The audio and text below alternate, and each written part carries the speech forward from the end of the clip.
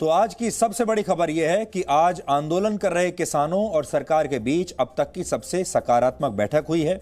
इस बैठक में सरकार ने किसानों की दो बड़ी मांगों को मान लिया है और इनके तहत पराली जलाने पर अब किसानों के ऊपर आपराधिक मामले दर्ज नहीं किए जाएंगे। पहली मांग तो ये मानी है। और किसानों को बिजली के बिल पर मिलने वाली सब्सिडी में अब कोई कटौती नहीं होगी, यानी ये सब्सिडी भी ऐसे ही जारी रहेगी। ये दो बड़ी मांग थी किसानों की, जिन्हें सरकार ने आज मान लिया है। 35 दिनों से आंदोलन कर रहे किसान 3 हफ्ते के ब्रेक के बाद अब सरकार से आज मिलने आए थे और दिल्ली के विज्ञान भवन में आज दोपहर 2 बजे ये बातचीत शुरू हुई। इसमें किसानों ने 4 मुद्दे रखे थे।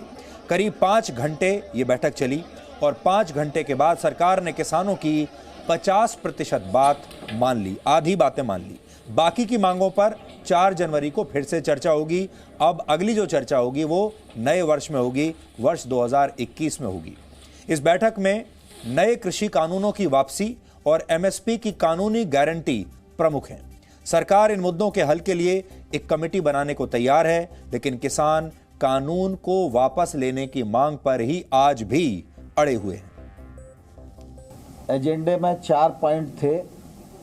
4 में से 2 यानी 50% रजाबंदी आज की बैठक में हो गई है और ये बहुत ही सुखद वातावरण में संपन्न हुई और इससे दोनों पक्ष में एक अच्छे प्रकार के माहौल का निर्माण हुआ। पिछले बार जब हमने प्रस्ताव दिए थे उस समय भी हमने ये कहा था कि एमएसपी जारी रहेगी, ये लिखित में सरकार देने को तैयार है। हम उस पर अभी भी दृढ़ हैं, लेकिन उन्हें ऐसा लगता है कि एमएसपी को कानूनी दर्जा मिलना चाहिए। तो कानून के विषय में और एमएसपी के विषय में चर्चा अभी पूर्ण नहीं हुई है, चर्चा जारी है और हम लोग 4 तारीख को 2 बजे फिर से इकट्ठा होंगे और इन विषयों पर चर्चा को आगे बढ़ाएंगे। एक अच्छी खबर नहीं, 2 अच्छी खबर। एक तो इलेक्ट्रिसिटी अमेंडमेंट बिल 2020 सरकार उसे विड्रॉ करने जा रही है, जिसके साथ जो देश के लाखों किसानों पर उनके जो खेती ट्यूबवेल थे उन पर जो बिजली बिल लगाने की आशंका थी, जो बिजली उनको मुफ्त मिलती है उसी तरह मुफ्त जारी रहेगी। और दूसरा, जो दलित परिवारों को 200 यूनिट बिजली फ्री मिलती थी उसको भी इस अमेंडमेंट बिल के तहत रोका जाना था, वो भी अब नहीं रुकेगी। और दूसरा, जो पराली प्रदूषण पर 1 करोड़ रुपए का फाइन का प्रावधान करने जा रही थी सरकार, वो उस कानून को भी वापस करेगी। ये तुम्हारी बड़ी डिमांड आज मानी गई है। 4 तारीख को अगली बैठक विज्ञान भवन में होगी, जिसमें एमएसपी को लीगल राइट बनाने की डिमांड पर और जो तीनों लॉज हैं उनको विड्रॉ करने के लिए कौन सी मॉडलिटीज तय होगी, इस पर बातचीत होगी। सरकार ने हमारी 2 मांगे मान ली है।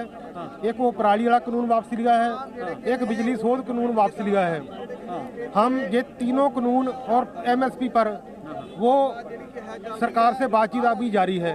हमारे साथियों से चर्चा करना पड़ेगी। हम होमवर्क करके जाएंगे, सरकार भी होमवर्क करके आएगी और इस प्रकार से 4 तारीख को 2 बजे हम लोग फिर से बैठेंगे। जो कमेटी बनेगी वो तीनों कानूनों पर विचार करने के लिए बनेगी। 3 कानून और एमएसपी।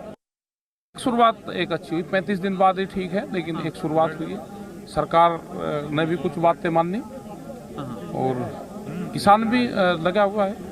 उसने भी कल का जो ट्रैक्टर रैली थी उसको स्थगित कराया। जो बातें मानी वो कौन कौन सी हैं और उन पर सरकार ने क्या भरोसा दिया? ये है कि एक तो जो बिजली अमेंडमेंट बिल था उसको उन्होंने वापस लिया है। एक जो पुराली वाला था उसको वापस लिया, जो पर्यावरण का था उसको वापस लिया है। सरकार ने कोई टाइम लिमिट दी है कि वापस ले लेंगे या नहीं? बस कह दे सरकार अपना ले लेगी, जो उसकी लीगल प्रोसेसिंग होती है वो कर लेगी। और बाकी जो और मांगे थी आपकी, उसमें 4 तारीख में बात होगी। एमएसपी और 3 कानून पे 4 तारीख में बात होगी।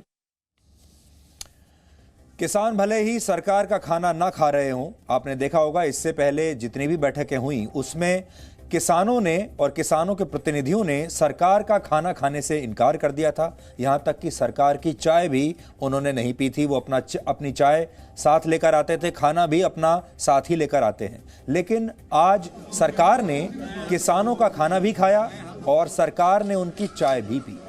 कृषि मंत्री नरेंद्र सिंह तोमर और रेल मंत्री पीयूष गोयल ने लाइन में खड़े होकर किसानों के लिए गुरुद्वारे से आया हुआ खाना यानी लंगर खाया। तस्वीरें आज आप देखिए। आज की तस्वीरों को देखकर आपको ऐसा लगेगा कि अब सरकार और किसानों के बीच तनाव थोड़ा कम ज़रूर हुआ है और सरकार के मंत्रियों ने कहा कि चलिए आप हमारा खाना नहीं खा रहे तो कोई बात नहीं, हम आपके लंगर का खाना आज लंगर हम खा लेते हैं। तो ये भी सरकार की तरफ से एक बहुत अच्छा जेस्चर था कि सरकार के मंत्रियों ने किसानों के साथ उन्हीं का खाना उनके साथ बैठकर खाया है। और ये भी केंद्र सरकार की तरफ से इन आंदोलनकारी किसानों के लिए एक अच्छा संदेश देने की कोशिश की है। बहुत ही सकारात्मक संदेश इसे माना जाएगा। दो तस्वीरें आप देखिए। ये पिछली बैठक की तस्वीर है जब आंदोलनकारी किसान अपनी चाय अपना खाना साथ लेकर आए थे पिछली बैठक में, और देखिए अपना खाना बांध कर लाए हैं और उन्होंने यही खाना खाया। सरकार ने जिस खाने की व्यवस्था की थी, भोजन की व्यवस्था की थी, वो भोजन इन किसानों ने नहीं खाया था पिछली बार, लेकिन आज सरकार के मंत्रियों ने भी उन्हीं के साथ उनके लाए गए भोजन को उनके साथ शेयर किया। तो ये एक सकारात्मक बात है और तस्वीरें ये बता रही हैं कि आज मामला कुछ आगे तो बढ़ा है। लेकिन बात वही है कि ये सारे किसान अब भी इसी मांग पर अड़े हुए हैं कि सारे के सारे जो नए कृषि कानून हैं उन्हें वापस लिया जाए, उससे कम कुछ नहीं। रशिया के मशहूर लेखक लियो टॉल्स्टॉय ने एक बार कहा था, हर कोई इस दुनिया को बदलने के बारे में सोचता है लेकिन कोई भी खुद को बदलने के बारे में नहीं सोचता। मौजूदा किसान आंदोलन में भी बिल्कुल ऐसी ही स्थिति है। किसान संगठन चाहते हैं कि किसानों की आमदनी तो बढ़े और उनकी मुश्किलें भी कम हो जाएं, लेकिन वो खुद को बदलने के लिए तैयार नहीं है। वामपंथी दल और टुकड़े टुकड़े गैंग के लोग किसानों को लगातार भड़का रहे हैं, बहका रहे हैं। विपक्षी दलों के नेता लगातार आग लगा रहे हैं उन्हें भड़काकर, और उन्हें ब्रेन वॉश किया जा रहा है। ये शब्द अगर मैं इस्तेमाल करना चाहूं आज तो शायद ये सबसे सही होगा। आंदोलनकारी किसानों को ब्रेन वॉश कर दिया गया है और उन्हें इस बात पर यकीन दिला दिया गया है कि नए कानून की वजह से उनकी जमीनें चली जाएंगी। और ये एक बहुत सोची समझी साजिश है। हमने कल भी आपको बताया था, आप याद करिए, जब नया नागरिकता कानून आया था, CAA आया था, तब भी एक विशेष धर्म के लोगों को यह कहकर डरा दिया गया था कि इस नए कानून से उनकी नागरिकता छीन ली जाएगी। और आपको याद होगा, शाहीन बाग में महीनों तक प्रदर्शन किया गया था और लोगों से कहा गया था कि उन्हें देश से काट दिया जाएगा। और अब जो आंदोलन चल रहा है उसमें भी वही हो रहा है। ताकतें उनके पीछे भी वही हैं जो पहले थी, आज भी वही ताकतें पीछे हैं। और अब किसानों को ब्रेन वॉश करके ये कहा जा रहा है, एक धर्म विशेष को इसमें इन्वॉल्व किया जा रहा है। CAA में भी एक धर्म को शामिल किया गया, उसे भड़काया गया। इस बार एक दूसरे धर्म को भड़काया जा रहा है और यह कहा जा रहा है कि इस बार आपकी जमीनें छीन ली जाएंगी। यानी पिछली बार नागरिकता छीन ली जाएगी ये कहकर डराया, इस बार ये कहकर डरा रहे हैं कि आपकी जमीनें छीन ली जाएंगी। जबकि सच ये है कि ना तो किसी की नागरिकता गई और ना ही किसी की जमीन जाएगी। सरकार ने नए कृषि कानून इसलिए बनाए कि किसानों की आमदनी बढ़ सके, वो अपनी मर्जी से अपनी फसल पूरे देश में कहीं भी बेच सकें। और किसी नियम या सुधार के लागू होने में बदलाव का एक दौर होता है जिसमें कुछ समय लगता है और तब जाकर सुधार के नतीजे आते हैं। नए कृषि कानूनों को लागू हुए 6 महीने से ज्यादा समय बीत चुका है और देश के अधिकतर किसानों ने नए कानूनों को अपने लिए फायदेमंद बताया है। बावजूद इसके आंदोलनकारी किसान खुद को बदलने के लिए तैयार नहीं है और उन्हें लगता है कि कृषि कानूनों को वापस लेना ही एकमात्र विकल्प बचा है और इसके अलावा वो और किसी बात पर मानेंगे नहीं। हमारे देश में सिर्फ लोगों को भड़काने वाला टुकड़े टुकड़े गैंग ही सक्रिय नहीं है, बल्कि विकास के टुकड़े टुकड़े करने वाला एक गैंग भी हमारे देश में बहुत सक्रिय है। और भारत में बनी एक बहुत शानदार सुरंग विकास के टुकड़े टुकड़े करने वाले लोगों के चंगुल में फंस गई है। और आज हम अनुशासनहीनता की सुरंग में फंसे इसी विकास को आजाद कराने की कोशिश करेंगे। वैसे तो कश्मीर से लेकर कन्याकुमारी तक भारत की जो लंबाई है 3000 किलोमीटर है, लेकिन आज हम आपको मनाली में मौजूद एक 9 किलोमीटर लंबी सुरंग में लेकर चलेंगे, जहां आपको भारत के लोगों के असली चरित्र के दर्शन हो जाएंगे और आपको भारत का चरित्र समझने के लिए उत्तर से दक्षिण और पूर्व से पश्चिम तक हजारों किलोमीटर लंबा सफर करने की जरूरत नहीं पड़ेगी। अभी जो तस्वीरें आप देख रहे हैं वो भारत में बनी दुनिया की सबसे लंबी हाईवे टनल यानी सुरंग है, और इसका नाम तो आपने सुना ही होगा। इसका नाम है अटल टनल। हिमाचल प्रदेश के मनाली को लाहौल स्पीति से जोड़ने वाली ये सुरंग करीब 18 वर्षों में बनकर तैयार हुई है, और इस सुरंग पर 3,500 करोड़ रुपए का खर्च आया है। इसे आप नोट कर लीजिए, 3,500 करोड़ रुपए का खर्च आया है। और जब तक मैं आपको आगे की खबर बताऊं, आप ये भी सोच लीजिएगा कि ये 3,500 करोड़ किसके हैं। ये 3,500 करोड़ कहां से आए जिससे ये टनल बनी है, और ये किसके लिए बनी है, क्यों बनी है। यानी ये 2020 के भारत को विकास के रास्ते पर ले जाने वाली सुरंग है। लेकिन क्या आप जानते हैं कि शराब और रसूख के नशे में डूबे लोगों ने इस सुरंग को किसी नर्क लोक में बदल दिया है, या आप कह सकते हैं कि पाताल लोक का नर्क जो है वो बनाने की इसे कोशिश की है। क्रिसमस और नए साल की छुट्टियां मनाने के लिए हजारों लोग आजकल मनाली और आसपास के इलाकों में पहुंचे हुए हैं, लेकिन हिमाचल प्रदेश की स्वर्ग जैसी खूबसूरती का आनंद लेने से पहले बहुत सारे लोग इस सुरंग को नर्क में बदल रहे हैं। 2 लेन वाली सुरंग के बीचों बीच कुछ लोग अपनी गाड़ियां रोककर शराब के नशे में डांस कर रहे हैं, गाड़ियों की छतों पर चढ़कर हंगामा कर रहे हैं, और यहीं पर वो पार्टी करना शुरू कर देते हैं। तेज म्यूजिक बजाते हैं अपनी गाड़ियों में, गाड़ियों को यहीं टनल में खड़ी कर देते हैं, पार्क कर देते हैं, ट्रैफिक जैम करते हैं, और फिर यहाँ पार्टी चलती है।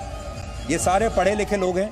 ज़्यादातर लोग वो हैं जो दिल्ली और हरियाणा जैसी जगहों से मनाली गए, क्योंकि इन्हें छुट्टियां मनानी है, क्योंकि इन्हें क्रिसमस की छुट्टियां मनानी है, नए साल की छुट्टियां मनानी है। पहले आप कुछ तस्वीरें देखिए कि जो लोग आपको यहाँ पर दिख रहे हैं जो इस टनल में पार्टी कर रहे हैं, और इनकी जो गाड़ियाँ हैं, इनमें से ज़्यादातर दिल्ली और दिल्ली के आसपास के शहरों से मनाली पहुँचे थे।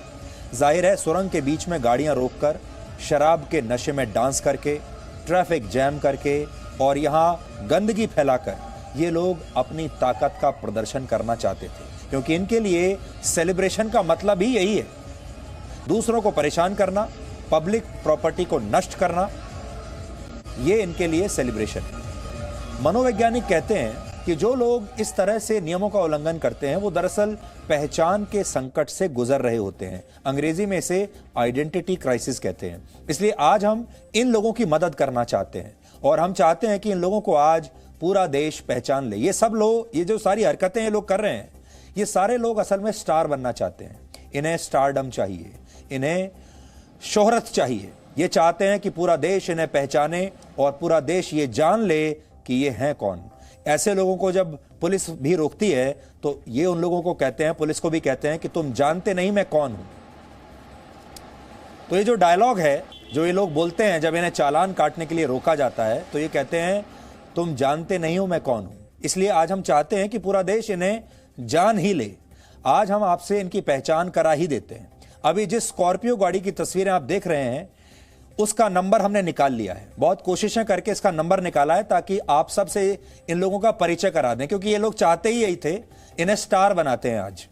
तो ये नंबर जो है इस गाड़ी का, ये दिल्ली का नंबर है, और इसकी छत पर बैठकर कुछ लोग इस सुरंग में हुड बजाकर शराब के नशे में डांस कर रहे थे। इस गाड़ी में सवार सभी लोगों के नाम हमने आज ढूंढ निकाले हैं, और हम चाहते हैं कि आप भी इनको जान लीजिए ये कौन लोग हैं और इन्हें स्टार बनाइए। ये बहुत बड़े लोग हैं। ये इन सब के नाम स्क्रीन पर हैं, जो गाड़ी नंबर है वो भी आपकी स्क्रीन पर है, और हम चाह रहे हैं कि आपके साथ इन हमारे देश के सुपरस्टार्स का परिचय कराया जाए।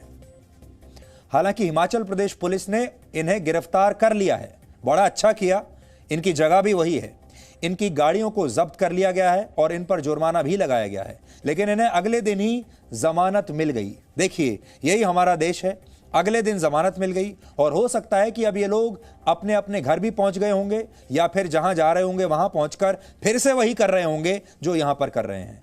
अगर ये आपके पड़ोसी हैं तो अब आपको इनसे 2 गज की नहीं बल्कि 100 गज की दूरी बनाकर रखनी चाहिए, अगर आप इन्हें जानते हैं। क्योंकि जो लोग किसी और शहर में जाकर अपने रसूख की धौंस दिखा सकते हैं, नियमों का इस तरह से उल्लंघन कर सकते हैं, वो अपने शहर में और अपने आस पड़ोस में कितनी गुंडागर्दी करते होंगे, इसे आसानी से आप समझ सकते हैं। इसलिए ऐसे लोगों से सोशल डिस्टेंसिंग बहुत ज़रूरी है। इसी तरह एक और गाड़ी देखिए, हरियाणा के नंबर की गाड़ी में सवार कुछ लोगों ने भी यही काम किया। इस गाड़ी में कौन कौन लोग सवार थे, उनके नाम भी इस समय आपकी स्क्रीन पर हैं। यह हरियाणा की गाड़ी है HR-26 AK7767। इन लोगों को भी शोहरत चाहिए और ये लोग भी बहुत एंजॉय करना चाहते हैं और पूरे देश को ये बताना चाहते हैं कि पूरा देश इन्हें जान ले। ये देश के लिए बहुत बड़ा काम कर रहे हैं, इसलिए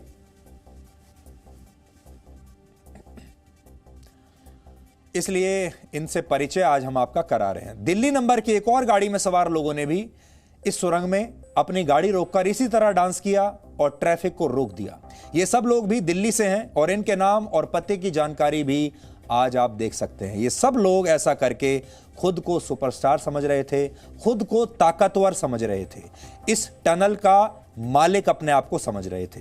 आज हम इन्हें वाकई में देश का सुपरस्टार बनाना चाहते हैं, तो इन्हें आप इस टनल के तानाशाह भी कह सकते हैं। ये है तो लोकतंत्र, लेकिन यहां पर बहुत सारे तानाशाह घूम रहे हैं। पिछले कुछ दिनों में इस सुरंग से करीब 5,500 गाड़ियां गुजरी हैं और इनमें से ज्यादातर सैलानियों की ही गाड़ियां थी, टूरिस्ट जो यहां घूमने गए थे। लेकिन इनमें से ज्यादातर सैलानियों ने भारत में विकास का सबूत देने वाली इस सुरंग को अराजकता के अंधेरे वाली सुरंग में बदल दिया है। जब जी न्यूज की टीम इस सुरंग में पहुंची और इस सुरंग की देखभाल करने वाले लोगों से हमने बात की, तो हमें पता चला कि सुरंग से गुजरने वाले सैलानी ना सिर्फ सुरंग के बीच में अचानक अपनी गाड़ी रोक देते हैं, बल्कि खाने पीने के पैकेट्स भी यहीं फेंक देते हैं। दूसरी गाड़ियों को यहां ओवरटेक करते हैं, क्योंकि आप तो जानते हैं हमारे देश में बहुत सारे लोग ऐसे हैं जो अगर उनकी गाड़ी को ओवरटेक कोई और कर ले तो वो बुरा मान जाते हैं, इसलिए वो किसी को अपनी गाड़ी से आगे नहीं निकलने देते और वो ओवरटेक करके अपनी ताकत दिखाना चाहते हैं। और ये वो लोग भी हैं जो यहाँ मौजूद उपकरण जो हैं उन्हें भी तोड़ देते हैं। यहाँ तक कि इसी सुरंग में यूरिनेट भी करने लगते हैं। भारत में लोग सड़कों को, बसों को, ट्रेनों को, हाईवेज को, इस तरह की सुरंगों को जो सार्वजनिक संपत्ति है, इसे मुफ्त में मिली सुविधाएं समझते हैं और इन सुविधाओं का जितना हो सके उतना ये नुकसान करते हैं, क्योंकि इनका नुकसान करने में एक अजीब तरह का आनंद इन्हें आता है। एक ताकत का, एक नकली ताकत का एहसास इन्हें होता है। जबकि सच ये है कि ये इंफ्रास्ट्रक्चर जिसे हम विकास कहते हैं, उसका निर्माण आपके और हमारे टैक्स के पैसों से होता है। लेकिन हमारे देश में कभी पार्टी करने वाले लोग नशे में इसे गंदा कर देते हैं, तो कभी शॉर्टकट मारने वाले लापरवाह लोग इसे तोड़ देते हैं। और अगर ये विकास इन सब से बच भी जाए तो उसे भारत बंद या फिर अलग अलग आंदोलनों के नाम पर नष्ट कर दिया जाता है या फिर जला दिया जाता है। यानी भारत में विकास कहीं भी हो, उसकी मौत निश्चित है, उसे लोग छोड़ेंगे नहीं। लेकिन अब हिमाचल प्रदेश पुलिस पिछले 4 दिनों में नियम तोड़ने वाले 25 लोगों को गिरफ्तार करके उन पर 50,000 रुपए का जुर्माना लगा चुकी है। इनमें से ज्यादातर को अगले ही दिन जमानत भी मिल गई। आजकल बर्फबारी की वजह से सुरंग को आम लोगों के लिए बंद कर दिया गया है, लेकिन हमें पूरी आशंका है कि जैसे ही लोग इस सुरंग से होते हुए वापस अपने घरों की तरफ लौटेंगे, वैसे ही इस सुरंग के सर्वनाश की शुरुआत एक बार फिर से हो जाएगी। क्योंकि भारत में लोग अक्सर कहते हैं कि सब चलता है और ऐसे लोगों को जेल और जुर्माने से कोई डर नहीं लगता। इसी साल अक्टूबर में इस टनल का उद्घाटन देश के प्रधानमंत्री नरेंद्र मोदी ने किया था। वर्षों के इंतजार के बाद तैयार हुई यह सुरंग सभी मौसमों में हिमाचल प्रदेश को कश्मीर से जोड़ने का काम करती है। इस सुरंग के निर्माण के बाद मनाली और लेह के बीच की दूरी 46 किलोमीटर कम हो गई है और जिस सफर को तय करने में पहले 3 से 5 घंटे तक लग जाते थे, वो सफर अब सिर्फ 30 से 40 मिनट में पूरा हो जाता है। ये जो तस्वीरें हम आपको दिखा रहे हैं, ये उस दिन की दिखा रहे हैं जब प्रधानमंत्री मोदी ने इस सुरंग का उद्घाटन किया था। और उस पर पूरी तरह 100% काम करते हुए प्रधानमंत्री नरेंद्र मोदी इस समय वो उत्तरी छोर पर राज्य से जुड़े मॉडल का निरीक्षण कर रहे हैं। आज बहुत ही खास अवसर, बहुत ही विशेष दिन है। अक्टूबर महीने की इन तस्वीरों को आप याद कर लीजिए जब प्रधानमंत्री मोदी ने इस टनल का उद्घाटन किया था। तब उन्होंने भी सोचा नहीं था कि लोग जब इस टनल से गुजरेंगे सरकार को धन्यवाद देने की बजाय, अपने देश को धन्यवाद देने की बजाय वो इस टनल का नुकसान करना शुरू कर देंगे और इसे एक नाइट क्लब में बदल देंगे। लेकिन आपको शायद पता नहीं होगा कि सुरंग के उद्घाटन के 2 दिन बाद ही लोगों ने इस विकास की धज्जियां उड़ानी शुरू कर दी थी और तेज रफ्तार की वजह से सुरंग में दुर्घटनाएं होने लगी थी। इसके बाद प्रशासन को इस सुरंग में गाड़ियों के लिए तय की गई गति सीमा को 80 किलोमीटर प्रति घंटे से घटाकर 60 किलोमीटर प्रति घंटा करना पड़ा। जब भी किसी देश में लोग नियमों का उल्लंघन करते हैं तो वहां सिर्फ गाड़ियों की ही नहीं बल्कि विकास की गति भी कम हो जाती है और भारत एक ऐसा ही देश है। आपको याद होगा पिछले साल जब लोकसभा चुनाव हुए थे तो विपक्षी पार्टियों ने इसे मुद्दा बनाया था। वो कहते थे कि विकास है कहां, वो विकास को ढूंढ रहे थे। सरकार कह रही थी कि हमने बहुत विकास किया है और विपक्षी पार्टियां कह रही थी कि वो विकास हमें दिख नहीं रहा, ये विकास नाम का जो शख्स है ये है कहां। तो विकास का क्या हाल है वो आज हम आपको दिखा रहे हैं। किसी भी सुरंग में गाड़ियों को ओवरटेक करने की इजाजत कभी नहीं होती, लोगों को अपनी लेन में चलना होता है। सुरंग में गाड़ी पार्क करने की भी कभी इजाजत नहीं होती और अगर किसी सुरंग में ट्रैफिक जैम लगता है तो वहां प्रदूषण का स्तर भी बहुत खतरनाक स्तर पर पहुंच जाता है। जी न्यूज की टीम ने सुरंग की देखरेख करने वाले अधिकारियों से आज बात की और उन्होंने हमें बताया कि नियमों के उल्लंघन की वजह से उस सुरंग को लगातार नुकसान पहुंच रहा है और उनकी टीम को लगातार इसकी मरम्मत करनी पड़ती है। आज आपको इस सुरंग की देखरेख करने वाली टीम की बातें सुननी चाहिए।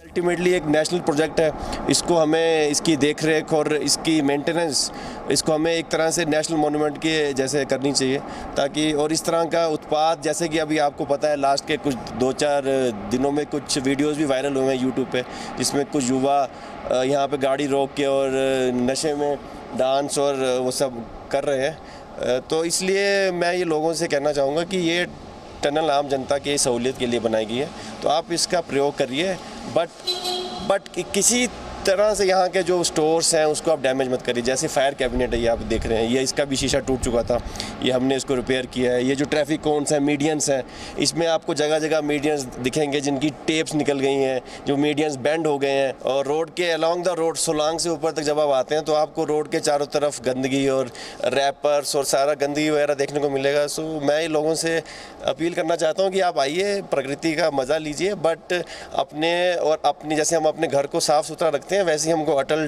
टनल और इसके जो आसपास का एरिया उसको हम साफ रखना चाहिए ताकि लोगों को किसी तरह की परेशानी ना हो। टूरिस्ट बहुत ज़्यादा बढ़ गए हैं और क्या होता है वो टनल में बीच में गाड़ी रोकते हैं जो कि गाड़ी रोकना अलाउड नहीं है, वो रोकते हैं। क्या होता है सर इसमें 60 की स्पीड मेंटेन करनी है आपको, फिर क्या होता है पीछे वाले में कॉलिजन का डर रहता है।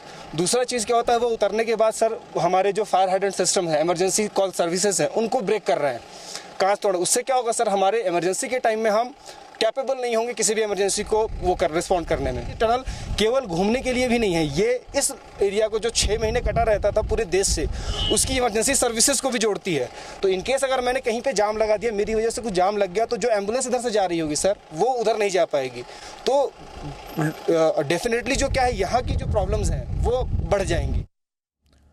विकास आपका मूलभूत अधिकार है, लेकिन इस अधिकार को हासिल करने के लिए आपको अपने कुछ कर्तव्य भी निभाने होते हैं और कर्तव्य का बोध अनुशासन से आता है। भारत में भले ही इस अनुशासन की बेहद कमी हो, लेकिन दुनिया के कई देश ऐसे हैं जहां ऐसा बिल्कुल नहीं है। उदाहरण के लिए आप चीन से आई ये तस्वीर देखिए। ये तस्वीर वर्ष 2018 की है जब चीन के जिनहुआ शहर की एक सुरंग में गाड़ियों की लंबी कतार लग गई थी। शाम का समय था और इस वजह से ट्रैफिक ज्यादा था। तभी सुरंग से गुजर रहे लोगों को एम्बुलेंस के सायरन की आवाज सुनाई दी और लोगों ने अपनी गाड़ियों को सुरंग के दोनों किनारों पर लगाना शुरू कर दिया। इसके बाद क्या हुआ आप खुद अपनी आंखों से देख सकते हैं। इसे अनुशासन कहते हैं।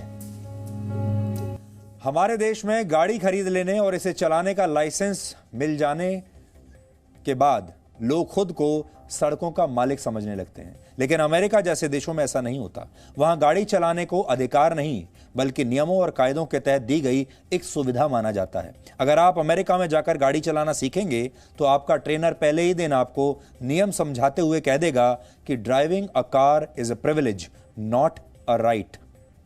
यह हाल तब है जब अमेरिका में प्रति 1000 लोगों पर 838 गाड़ियां हैं, जबकि भारत में प्रति 1000 लोगों पर सिर्फ 45 गाड़ियां हैं।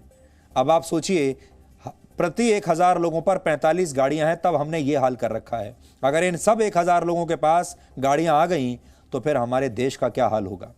भारत में आज भी गाड़ी खरीदना लोगों का सपना होता है, लेकिन जैसे ही कुछ लोग अपना ये सपना पूरा कर लेते हैं, वैसे ही वो सड़कों पर अपना अधिकार जमा लेना चाहते हैं। वो अपने आप को सड़कों का मालिक, गाड़ी के मालिक तो हैं ही, अपने आप को सड़क का मालिक भी मान लेते हैं। आपने ये भी देखा होगा, हमारे देश में लोग अक्सर शिकायतें करते रहते हैं। वो कहते हैं सड़कें ठीक नहीं हैं, हमारे देश में पुल नहीं है, हमारे देश में ट्रैफिक जैम लगा रहता है।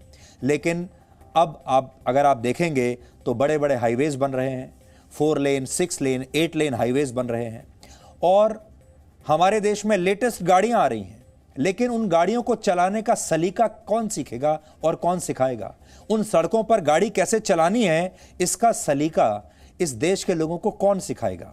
भारत में सिर्फ गाड़ी चलाने वाले ही विकास के पहियों को पंचर नहीं करते, बल्कि भारत के लोग अक्सर विकास के साथ दुश्मनी पालने के मूड में हमेशा रहते हैं। इसके भी कुछ उदाहरण देखिए। 2018 में semi high speed train T18 की खिड़की के शीशों को पत्थर मारकर तोड़ दिया गया था। इससे पहले महामना और तेजस एक्सप्रेस जैसी ट्रेनों के साथ भी ऐसा ही हुआ। ये ट्रेनें यात्रा के दौरान लोगों को वर्ल्ड क्लास सुविधाएं देने के इरादे से चलाई गई थी, लेकिन लोगों ने इन ट्रेनों को भी नहीं बख्शा। किसी ट्रेन से टॉयलेट एक्सेसरीज की चोरी कर ली, किसी से कूड़ेदान और उसे कूड़ेदान में बदल दिया, तो किसी ट्रेन से लोगों ने हेडफोन्स चुरा लिए। यहां तक कि LCD स्क्रीन्स जो लगाई गई थी इन ट्रेन में लोगों की सुविधा के लिए, हमारे देश के लोग इन्हें भी उखाड़ कर अपने घर ले गए। ये सब इन ट्रेन के चलने से 1 या 2 हफ्तों के बीच में ही होने लगा था। यानी जैसे ही ये ट्रेन चली तो वही बात आ गई। पहले लोग शिकायत करते हैं हमारे देश में ट्रेन अच्छी नहीं है, सुविधाएं नहीं है हमारे देश में ट्रेन में। रेल मंत्रालय को कहते हैं कि रेलवेज तो बिल्कुल बेकार है। जब सुविधाएं देते हैं तो उन्हें उखाड़ कर अपने घर ले जाते हैं। रेल मंत्रालय के 2018 के आंकड़ों के मुताबिक उस वर्ष ट्रेनों से करीब 2 लाख टॉवल्स, 82,000 बेडशीट्स, 55,000 तकियों के कवर और 7,000 कंबल हमारे देश के लोग चुरा कर ले गए थे। एक अनुमान के मुताबिक इस चोरी की वजह से भारतीय रेल को हर साल 1 से 2 करोड़ रुपए का नुकसान होता है। इसी तरह होटल से भी लोग तौलिए, प्लेट, चम्मच, हेयर ड्रायर्स और बहुत सारे बर्तन चुरा कर ले जाते हैं। कुछ होटल्स ने तो इन वस्तुओं से लोगोस तक हटाने शुरू कर दिए हैं ताकि चुराने वालों को उसकी कीमत का अंदाजा ना हो पाए और वो उसे सस्ता समझकर वहीं छोड़ दें। यानी हमारे देश में कुछ लोगों की मानसिकता ऐसी हो चुकी है कि वो अच्छी सुविधाओं का गलत इस्तेमाल करके उसे खराब कर देते हैं। बिजली मिलेगी तो उसकी चोरी होगी, फ्री इंटरनेट दिया जाएगा तो उसका भी दुरुपयोग करेंगे, सड़कों पर किसी नियम का पालन नहीं करेंगे, मौका मिलते ही सार्वजनिक संपत्ति को नुकसान पहुंचाएंगे। हमारी नज़र में चाकू की नोक पर ट्रेनों को लूटना या यात्री के रूप में ट्रेन में लगाई गई सुविधाओं की चोरी करना, इन दोनों में कोई ज़्यादा फर्क नहीं है, क्योंकि चोरी और लूट एक जैसी मानसिकता का परिणाम है। हमारे देश के लोग पहाड़ों को काटकर बनाई गई सुरंगों को नहीं बख्शते, पटरियों पर दौड़ने वाली ट्रेनों को नहीं छोड़ते, यहां तक कि विकास की सबसे बड़ी पहचान माने जाने वाले हाईवेज पर लगे उपकरणों को भी चुरा लेते हैं। वर्ष 2018 में दिल्ली, हरियाणा और उत्तर प्रदेश को जोड़ने वाले ईस्टर्न पेरिफेरल एक्सप्रेसवे का निर्माण 11,000 करोड़ रुपए की लागत से हुआ था। इसका उद्घाटन भी देश के प्रधानमंत्री नरेंद्र मोदी ने ही किया था। 135 किलोमीटर लंबे इस एक्सप्रेसवे का निर्माण सिर्फ 17 महीनों में पूरा कर लिया गया था। अपने आप में एक रिकॉर्ड था, वरना हमारे देश में सड़कों का, इतनी बड़ी सड़क का निर्माण कभी 17 महीने में हुआ नहीं। लेकिन लोगों को इतनी तेज गति से हुआ यह विकास भी बर्दाश्त नहीं हुआ। लोग इससे भी ज्यादा जल्दी में थे। कुछ ही दिनों में इस हाईवे से 100 ton steel, solar panels, fencing wire और यहां तक कि बंदूक की नोक पर एक कटिंग मशीन तक चुरा ली गई थी।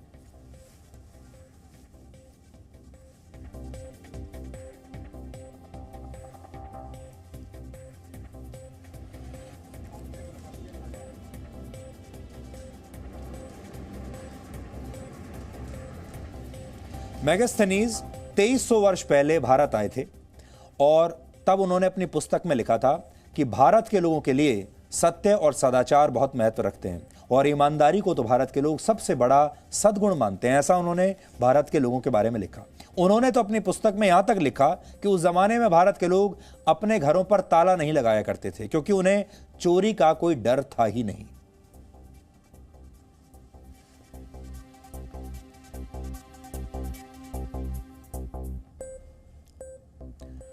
इसी तरह 7वीं शताब्दी में भारत आए चीन के दार्शनिक हुएनत्सांग ने भी लिखा कि भारत के लोग अपनी प्रतिज्ञा का पालन करते हैं और हर काम में ईमानदारी बरतते हैं। लेकिन इसके बाद भारत में विदेशी मुस्लिम आक्रमणकारी आए, फिर मुगल आए और यह सिलसिला अंग्रेजों पर जाकर खत्म हुआ।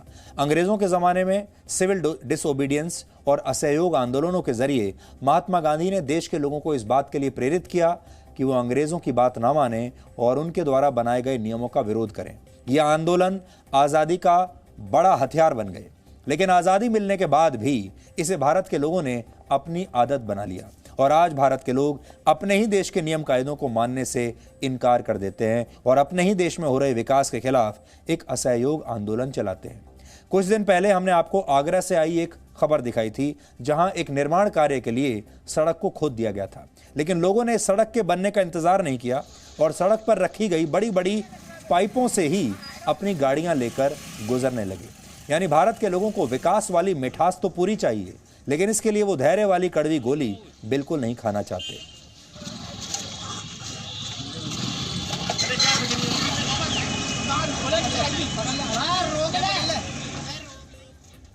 तो यह है भारत का डीएनए।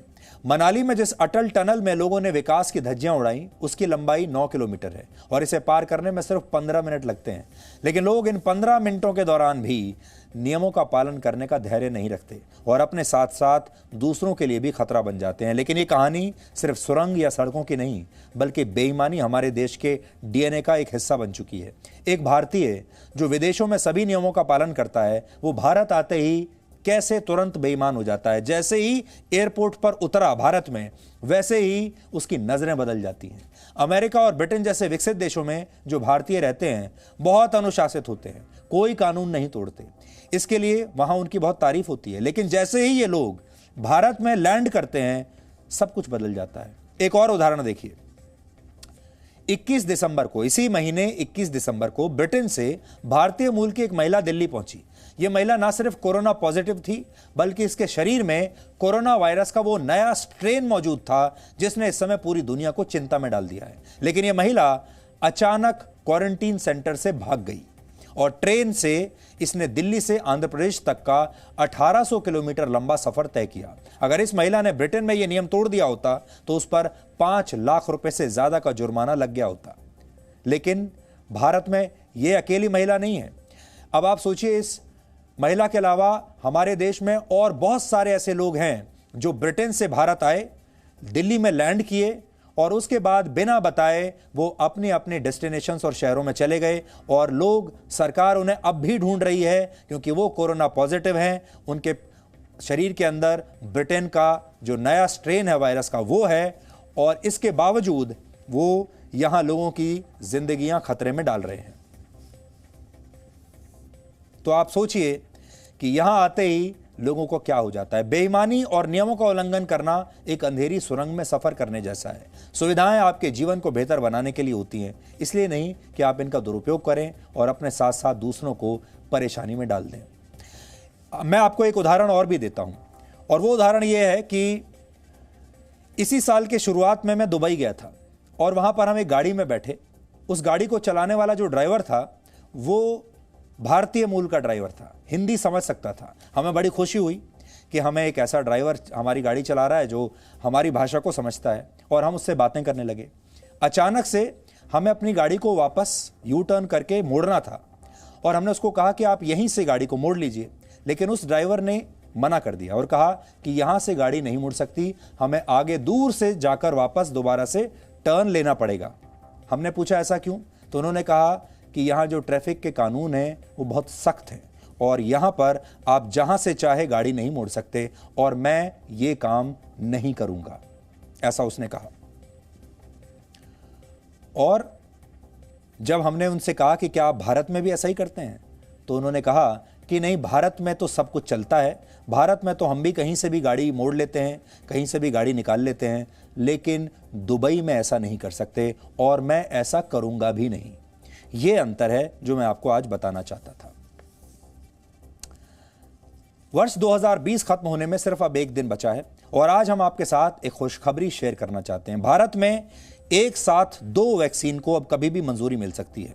वैक्सीन पर रिसर्च कर रही 2 कंपनियों ने भारत के ड्रग कंट्रोलर को सारा आवश्यक डेटा दे दिया है और ये 2 वैक्सीन हैं भारत बायोटेक और ICMR यानी Indian council for medical research की कोवैक्सीन और serum institute of India, university of Oxford और एस्ट्राजेनेका की कोविशील्ड नाम की वैक्सीन।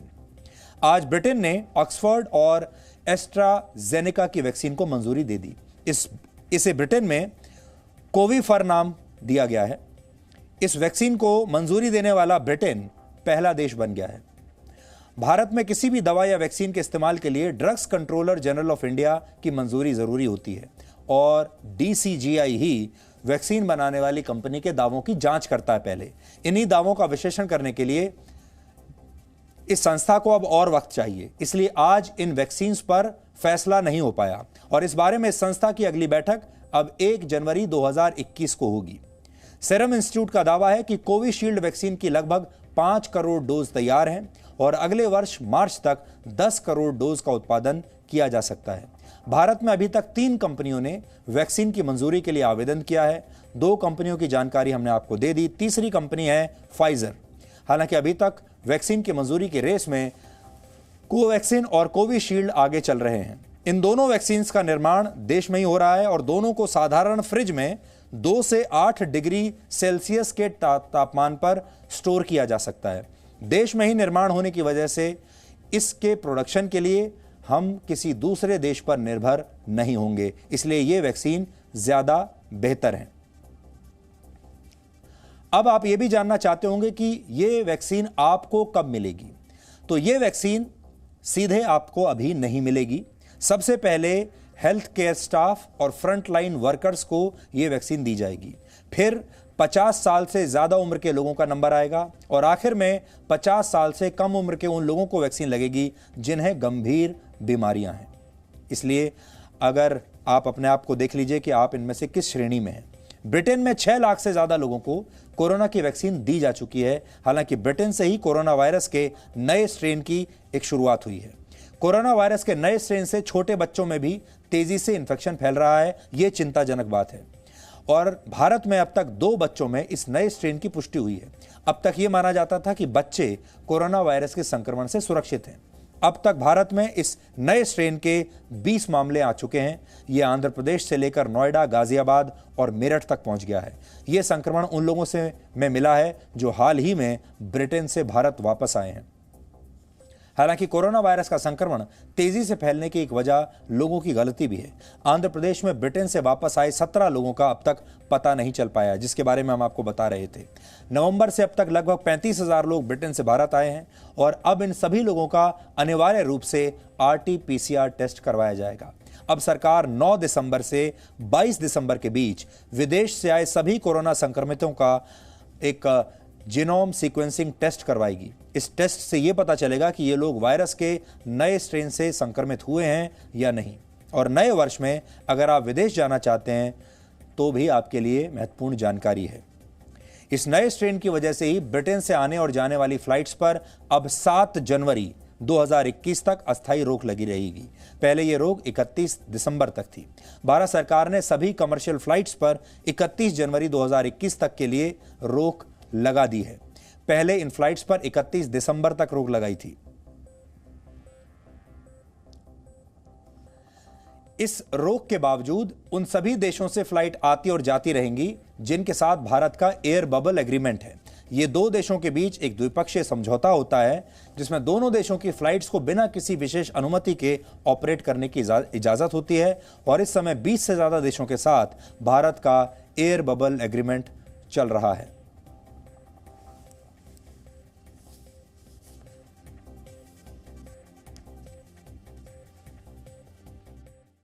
वैक्सीन अब आने में ही है मार्केट में और हम लोग बार बार कह रहे हैं कि वैक्सीन उतनी इफेक्टिव रहेगी वेस्टेन के साथ भी, तो इसलिए पैनिक करने की या डरने की कोई ज़रूरत नहीं है। लेकिन हमें पता है कि जो म्यूटेशन होता है वायरस में, ये एक नैसर्गिक प्रक्रिया है और इससे म्यूटेशन होते रहेगा। जैसे हमें पता है कि मार्च में जो ज़्यादा स्ट्रेन प्रचलित था पूरे भारत में, वो जून तक दूसरा कोई आ गया, तो D614G जिसे कहते हैं वो आ गया था, तो वो ज़्यादा प्रचलित हो गया। इसी तरह अगर ये स्ट्रेन आ भी जाए इंग्लैंड से भारत में, अगर आ भी जाए समझिए, तो भी उसके लिए डरने की जरूरत नहीं है। कंटेजियस होगा नहीं होगा तो नहीं बोल सकते अभी फ़िलहाल। बेसिक मामला ये है कि लोगों ने सावधान तो जरूर रहना चाहिए। इंडिया में नंबर ऑफ़ केसेस काफ़ी जल्दी में ड्रॉप हो रहे हैं, नंबर ऑफ़ डेथ्स भी अगर आप देखोगे तो काफ़ी ड्रॉप हो रहे हैं बाकी देशों के हिसाब से, और ये अच्छी खबर है भारत के लिए। लेकिन इसका मतलब ये नहीं कि महामारी दूर हुई है, तो सावधान रहना जरूरी रहेगा ये लोगों को, कि मास्क जरूर पहने रहे, दूरी जरूर रखे रहे। अगर ये करे तो नंबर और भी कम हो जाएगा। अब हम एक ऐसे कलाकार के जीवन का विश्लेषण करेंगे जिनकी राजनीतिक फिल्म रिलीज होने से पहले ही दी एंड हो गई। लेकिन यहाँ समझने वाली बात यह है कि इस फिल्म की पटकथा किसी और ने नहीं बल्कि उसी कलाकार ने लिखी जो सही समय पर सही फैसले लेने की कला जानता है। आप आज इस खबर से यह सीख सकते हैं कि जीवन में हाँ कहना हमेशा लाभदायक नहीं होता, कई बार ना कहना भी जरूरी होता है, और हमारे देश में ना कहने वाले लोग बहुत कम हैं। और मशहूर अभिनेता रजनीकांत ने ना कहना सीख लिया है। तो आज हम ना कहने की कला के बारे में बात करेंगे। रजनीकांत ने राजनीति को ना कह दिया है। आप इसे रजनीकांत का राजनीति से इंस्टेंट संन्यास भी कह सकते हैं, और यह ऐसा संन्यास है कि उन्होंने प्रवेश करने से पहले ही राजनीति को छोड़ दिया। इसी महीने की शुरुआत में उन्होंने नई पार्टी बनाने की घोषणा की थी और अगले साल तमिलनाडु में होने वाले विधानसभा चुनाव लड़ने की बात भी कही थी। लेकिन राजनीति में आने के जिस सपने के लिए उन्होंने 24 साल का लंबा इंतजार किया, उस सपने के इतने करीब पहुंचकर उन्होंने इसे त्याग देने का फैसला क्यों किया? रजनीकांत ने अपने चाहने वालों से इसके लिए माफी मांगी है। उन्होंने अपने ट्विटर हैंडल पर एक चिट्ठी लिखी है और राजनीति में ना आने की वजह बताई है। उन्होंने अपने खराब स्वास्थ्य को ईश्वर की चेतावनी बताते हुए राजनीति में नहीं आने का फैसला किया है। जीवन में अपने प्रति ईमानदार होना सबसे ज्यादा आवश्यक है। हमारे समाज में लोगों को हां बोलना तो सिखाया जाता है, लेकिन ना कब बोलना है ये कोई नहीं जानता। लेकिन आप रजनीकांत के इस फैसले से ये समझ सकते हैं कि जीवन में कई मौके ऐसे आते हैं जब नो की ताकत यस से ज्यादा होती है। सोशल मीडिया पर एक मैसेज आजकल काफी चर्चा में है कि रजनीकांत ही पॉलिटिक्स में आए बिना राजनीति को छोड़ सकते हैं। उनके बारे में अक्सर जोक्स तो चलते ही रहते हैं, तो राजनीति में वो आए नहीं और आने से पहले छोड़ भी दी। वैसे राजनीति की सीमा पर वो वर्षों से खड़े हुए थे। वर्ष 1996 में जीके मूपनार ने कांग्रेस छोड़कर तमिल मनीला कांग्रेस नामक एक पार्टी बनाई थी। उस समय केंद्र में कांग्रेस की सरकार थी।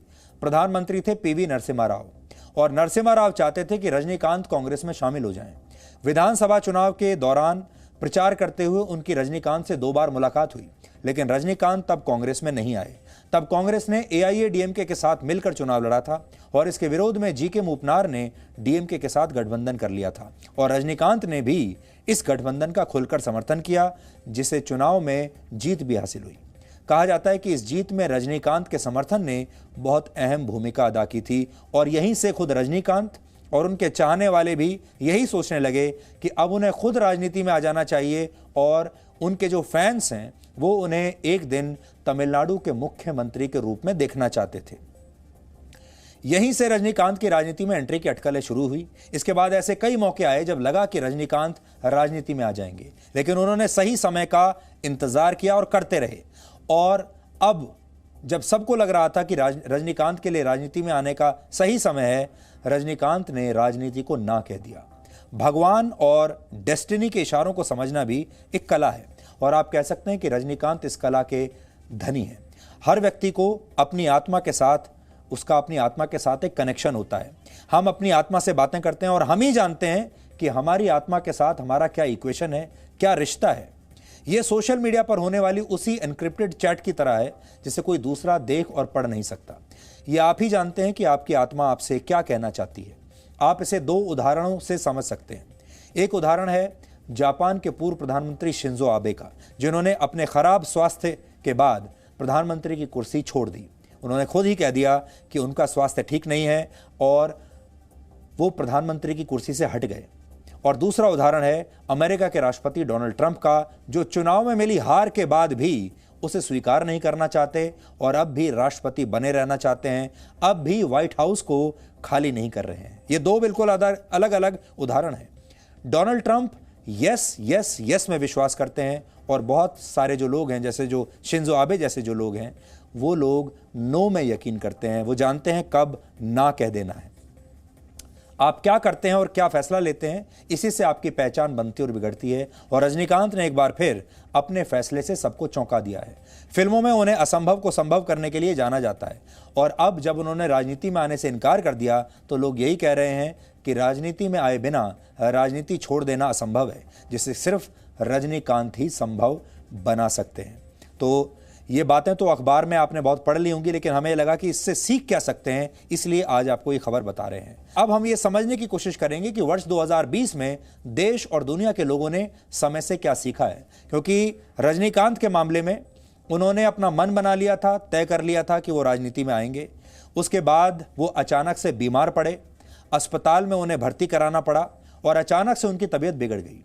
इस दौरान वो बिल्कुल अकेले रहे अस्पताल में और उन्होंने बहुत पुनर्विचार अपने फैसले पर किया और उन्हें ऐसा लगा कि अपनी पार्टी लॉन्च करने से पहले इस तरह उनका बीमार पड़ जाना, इस तरह हम ये तो नहीं कह सकते कि वो बहुत गंभीर रूप से बीमार पड़ गए थे, लेकिन इस तरह उन्हें शायद ऐसा लगा होगा कि वो शायद अपनी मृत्यु के करीब जा रहे हैं और उन्हें ऐसा लगा कि शायद भगवान उन्हें रोकने की कोशिश कर रहे हैं कि वो राजनीति में ना जाएं। और इस इशारे को समझते हुए उन्होंने अपना फैसला बदल दिया।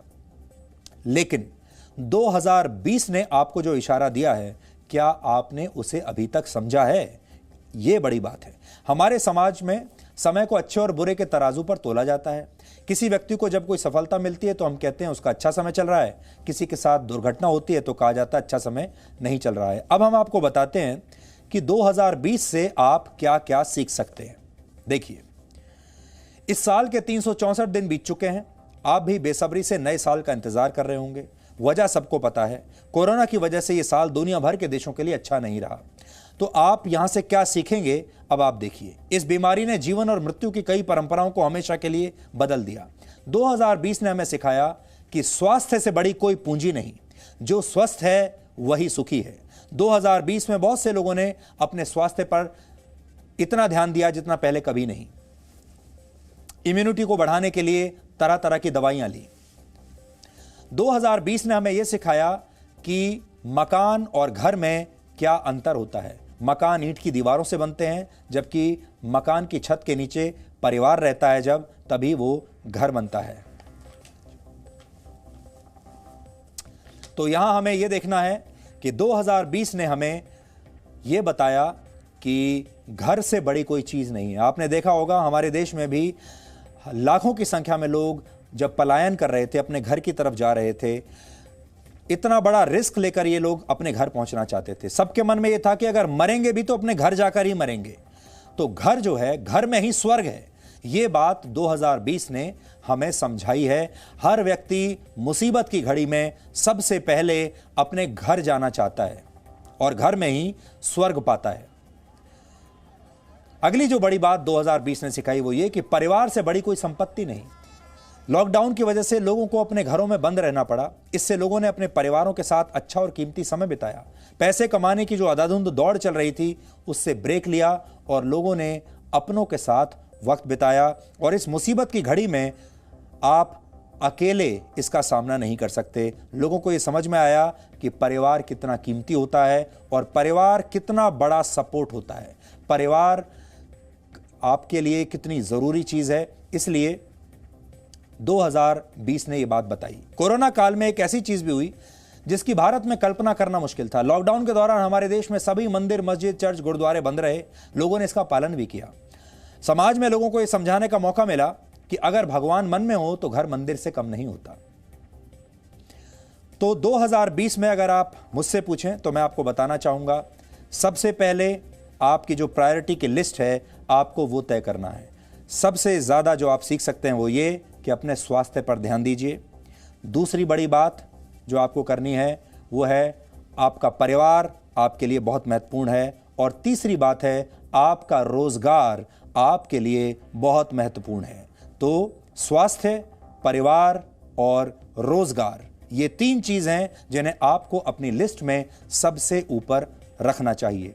इसके अलावा बहुत सारी ऐसी बातें हैं जो हम किताबों में पढ़ते आए हैं, आपने भी पढ़ा होगा। जैसे आपने पढ़ा होगा हेल्थ इज वेल्थ, और हम पढ़कर हमेशा भूल गए, कभी भी हमने उसे अपने जीवन में लागू करने की कोशिश नहीं की। लेकिन 2020 एक ऐसा साल था जिसने आपको एक प्रैक्टिकल एग्जाम दिया। ये किताबी परीक्षा नहीं थी, ये प्रैक्टिकल परीक्षा थी, और उसने आपको मार मार कर ये जो लेसन है ये याद करवा दिया कि health is wealth.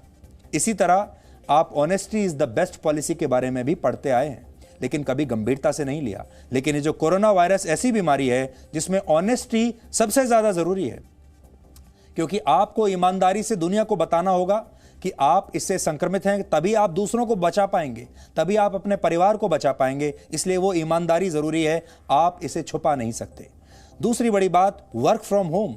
Work from home जैसी जो चीजें बनी हैं ये ईमानदारी पर बनी है, क्योंकि जब आप अपने घर से काम कर रहे हैं तो आप अपनी निगरानी खुद कर रहे हैं, और जितना आप ईमानदारी से काम करेंगे आपके लिए उतना ही अच्छा होगा। तो ये कुछ लेसन है जिनके बारे में हम नए साल तक आपको बताते रहेंगे।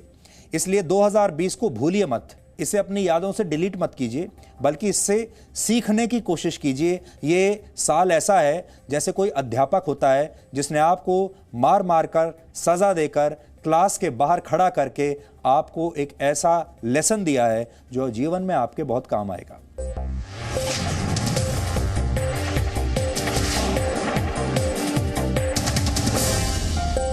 Presenting B News app, available on Google Play and App Store. Download it now.